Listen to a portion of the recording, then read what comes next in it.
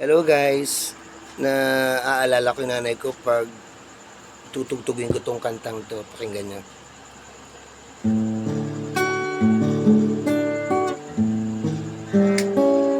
Sana'y di magmaliw ang dati kong araw nang munti pang bata sa piling ni nanay.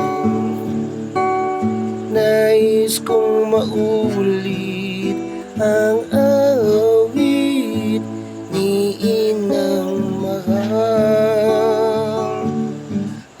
awit ng pag-ibig habang ako'y nasa dulo